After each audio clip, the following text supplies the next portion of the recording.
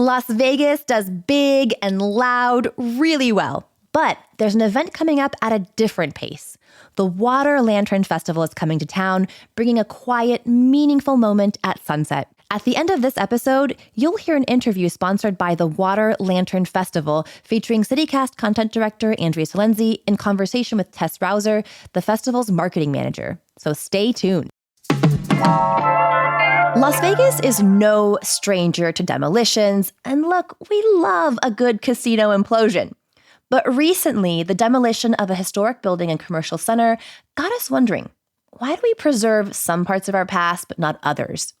So today on CityCast Las Vegas, I sit down with two members of the Nevada Preservation Foundation, Dr. Paige Figanbaum, Executive Director, and Amy Raymer, Board President. And we talk about who decides what is worthy of keeping from our relatively short past as a city. It's Tuesday, February 24th. I'm Sonja Cho Swanson, and here's what Las Vegas is talking about.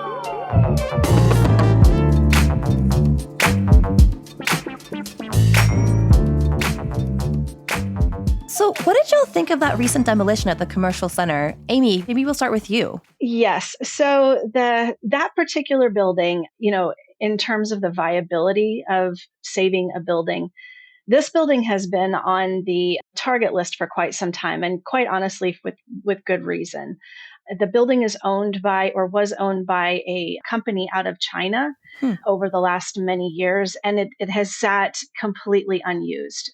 It structurally can't handle anything else. It's, like I said, the shape that it was in, interior, and trying to get a hold of the owners, they just never responded to anything. So basically, the building just continued to deteriorate.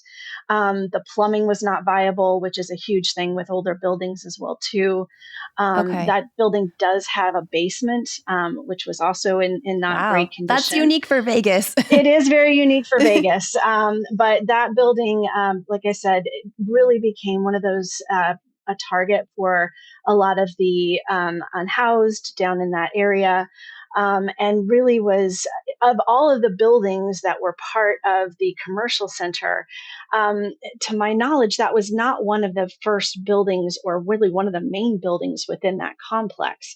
So, I understand that, the public outcry of, what do we save? What do we not save? Sure. It's not as though, I know that there was a study that was done into the New Orleans Square. They looked at the viability. They're, putting money into that because that building, architecturally has significance. It has significance within that complex as a whole. But as we called it the big yellow building because it's just a big yellow building there. Mm-hmm. From what I understand, it hadn't been used since like the late 90s, in even that, and not in a great capacity. So again, for all the fervor, I don't know that this building really kind of deserves that fervor, because the historical impact of that building is really, in the grand scheme of what goes on in commercial center and what's there in commercial center, was not really a contributing factor to that.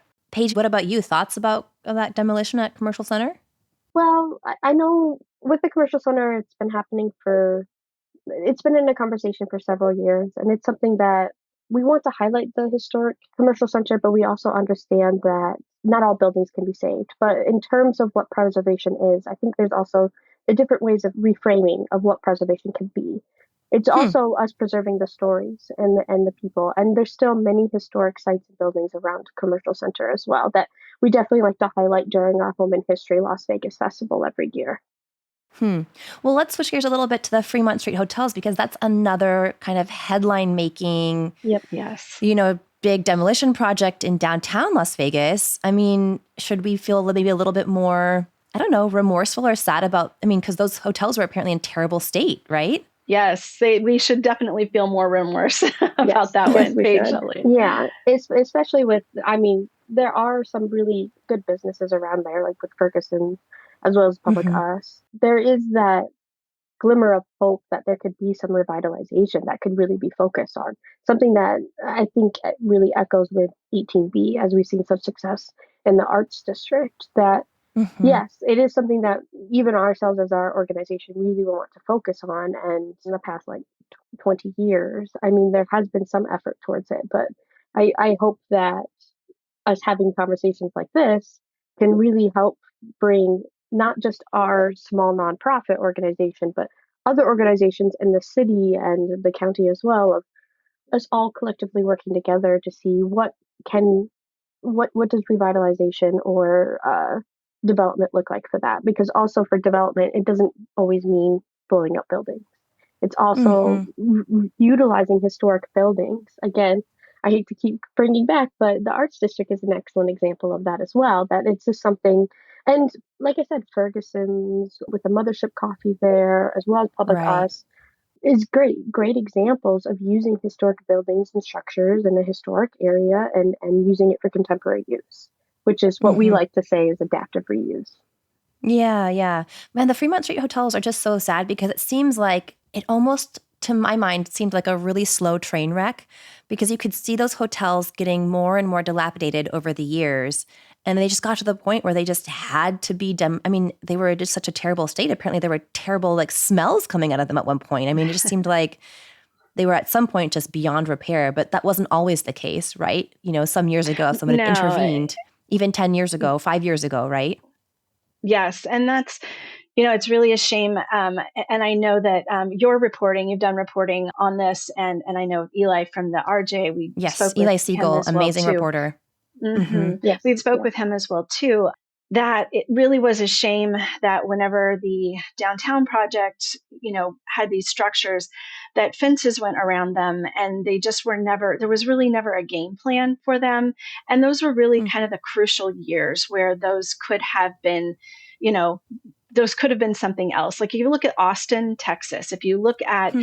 a lot of these areas, like even Houston, where there's still a very vibrant community where these buildings have been adapted for other use. I know on your show you talked about, whenever you talked about this, you talked about the veterans group that has, yeah, Yep. one of the US motels vets. yeah. downtown. Mhm. Yes, and they're doing amazing work there.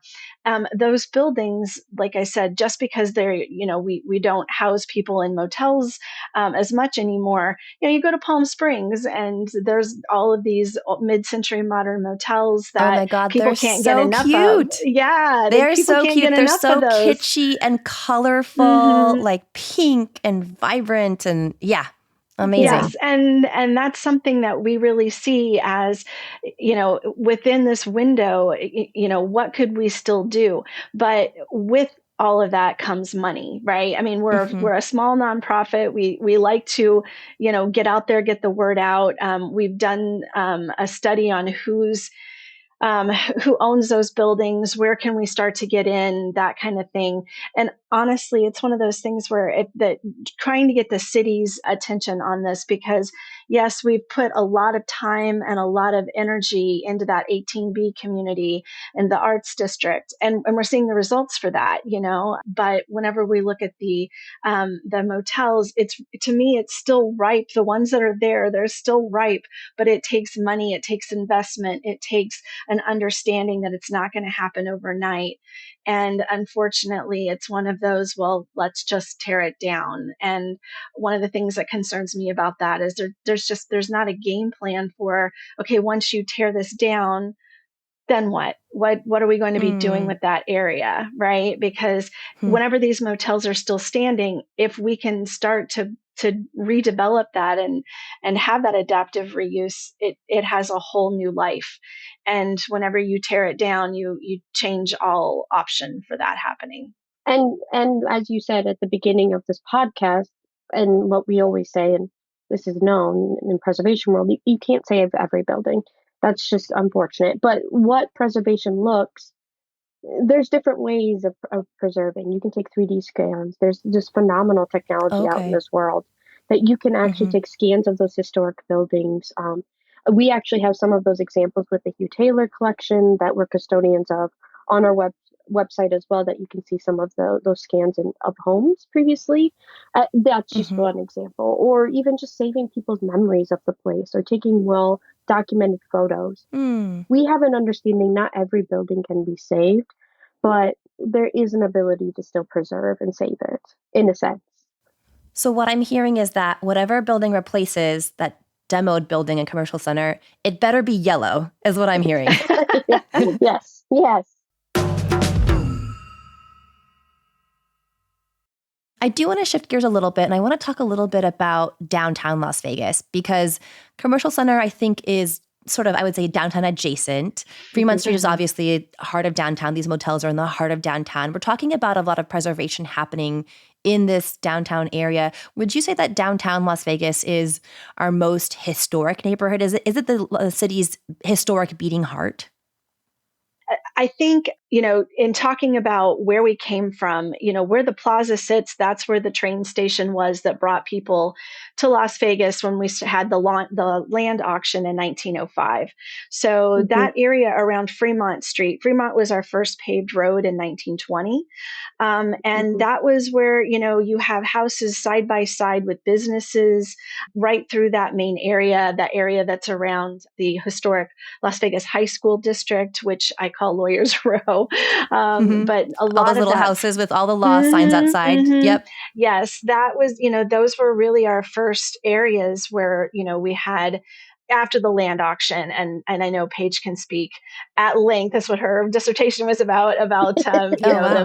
Some about portions the of it, yes. Spanish Trail, yes, about about our indigenous people who were here. But in terms of whenever the railroad came to town, really started to develop our downtown area. So you have that. You have over in that 18B is that this really was kind of the first kind of annex of Las Vegas. And so, if you think about the expansion of who we were in Las Vegas, it really kind of emanated from the train station and the a lot of the residential areas that we had around there, the businesses, how that happened with there's the historic school there on Las Vegas Boulevard. There's the high school, the Fifth those Street communities. School. I live in the John S. Park community, and that was the first subdivision. It was way far out of town at that time, and it was this was all kind of vineyards, and it was very green right in through here because of the springs. Wait, there were vineyards in Las Vegas? Yes, like actual vines of grapes? Yes, the springs here definitely did us a solid.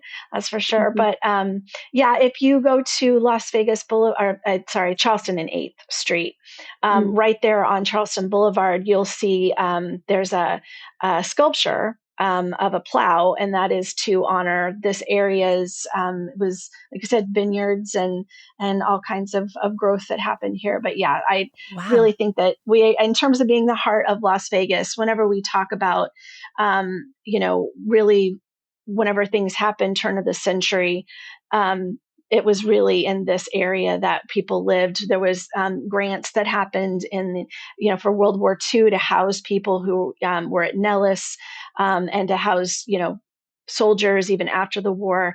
A lot of that money came in, and that's how we got the Huntridge neighborhoods. We got the Biltmore neighborhood, those kinds of things. That all was really part of that, kind of the beginning of the 20th century to like mid 20th century really blew up. I want to throw a fun question out there. Paige, what do you think is the most misunderstood building downtown?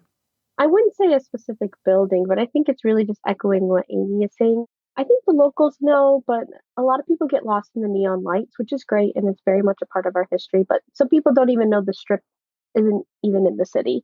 So I think it's really just echoing when it comes to maybe misunderstood, or I think we really need to spend a lot more time talking about that we were a railroad community. I think it was about 1,200 lots that were sold in 1905. And they were sold part of the San Pedro, the LA, and the Salt Lake Railroad Company. That's the one who helped purchase with the water rights. And so many of these historic neighborhoods that Amy's talking about, with John S. Park, Bev Green, Huntridge, all of those historic neighborhoods are so close to each other. And they're not that far from the Strip. But like I said, people kind of get lost in when they think of Las Vegas, they kind of think of the Rat Pack, which again is very much a part of our history, and it really helped transform us from being that railroad community to be one of the #1 entertainment capitals of the world. But even before that, you're saying some decades before that. Yeah, and we want to spend time that, as I was saying, is the Las Vegas we know is the oasis. It was very green here. And so I think that's also really important, that the reason why a lot of people were settled here, or before the new movie or the Southern Paiute peoples were here, is it was part of the old Spanish Trail. So that's the type of history that I think when we talk about downtown, we should also acknowledge, as well as also why were those motels there? They were here because a lot of the tourism was coming from Southern California. So a lot of people were coming there and stopping in those motels. And that's the history that we really want to highlight during our festival, which is in April. And we're going to have actually bike tour. We call it coffee and cruising, where you get a chance to look at some of those still iconic signs of the hotels. We're going to talk about chapels. Wedding history is also really important. That's something we want to talk about downtown Las Vegas as well. So that's, which again, long story short, I can't put one building. I would definitely say we need to highlight downtown Las Vegas as a railroad community as well.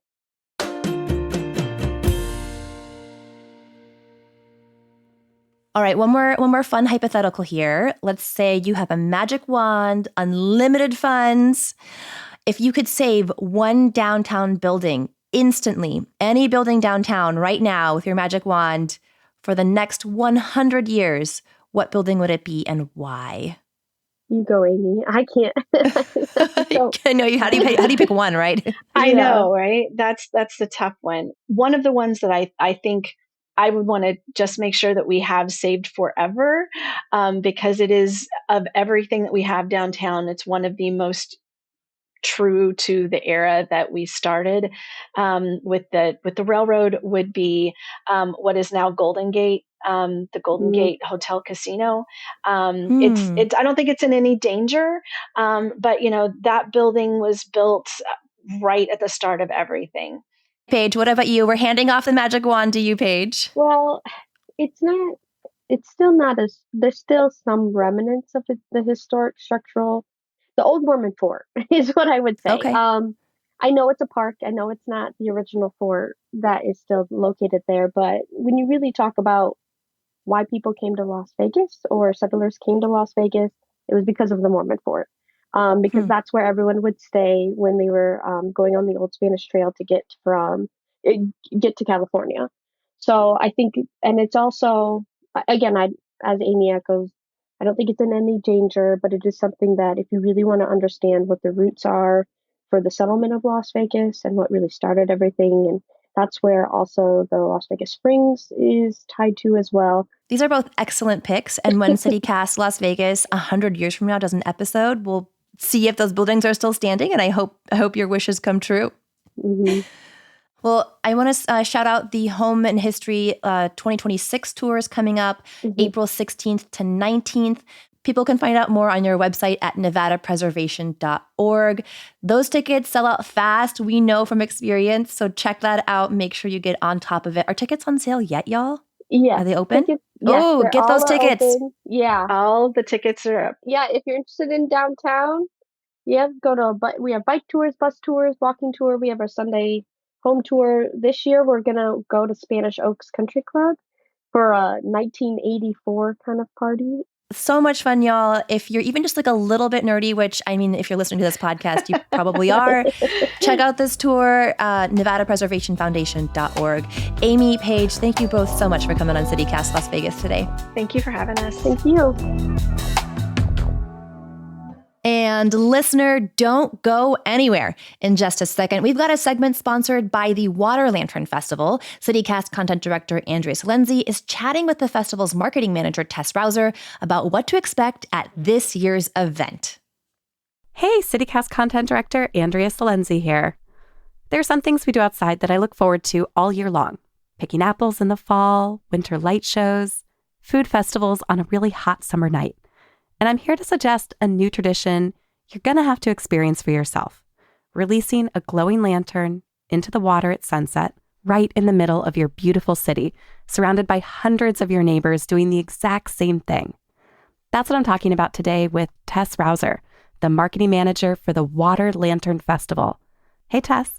Hi, Andrea. How are you? Oh, I'm so excited for folks to picture what this festival really looks like. So the Water Lantern Festival happens in cities all over the country. If you're hearing this, it's coming to your city soon.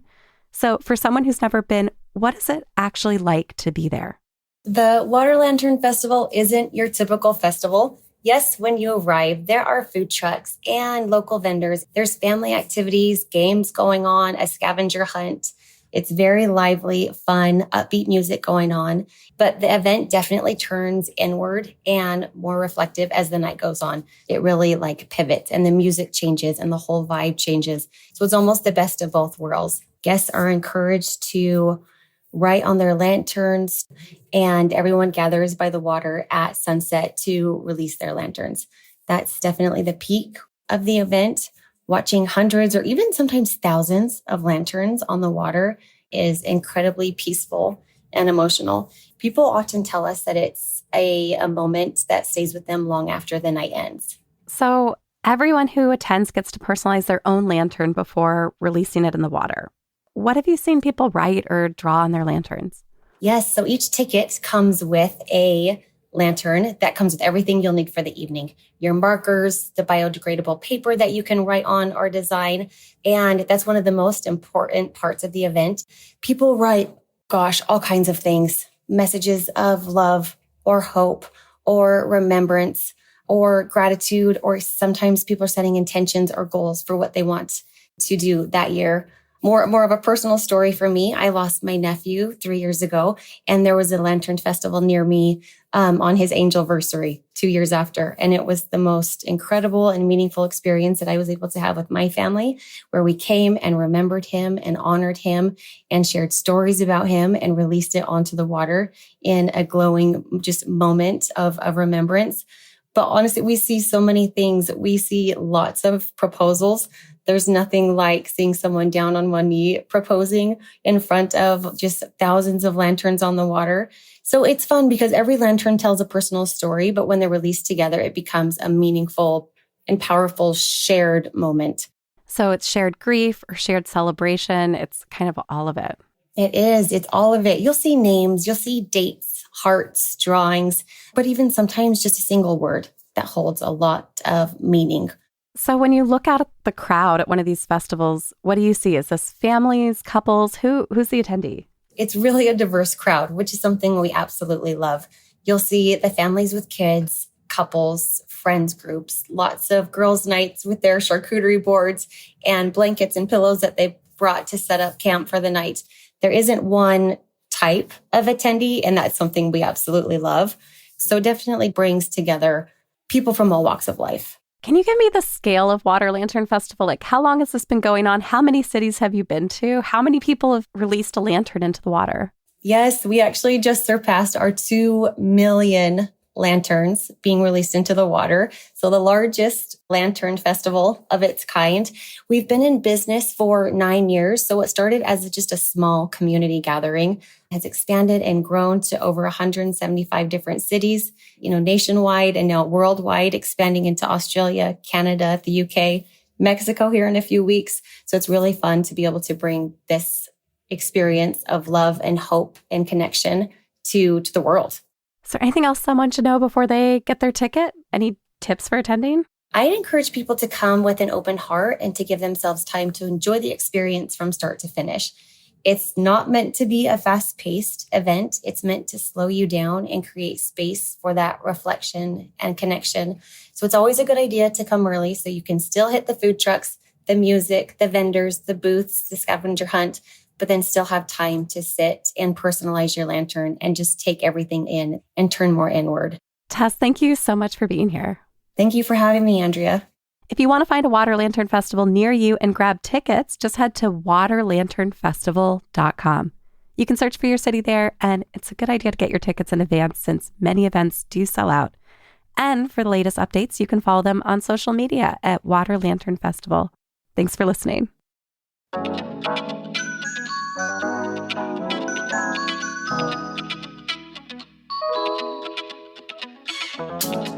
And that is all for today here on CityCast Las Vegas. If you enjoyed the show, go tell a friend, rate the show, leave us a review, and subscribe to our morning newsletter. And don't forget, you can support this show and get some great perks by becoming a CityCast Las Vegas neighbor at membership.citycast.fm. We'll be back tomorrow morning with more news from around the city. Take care.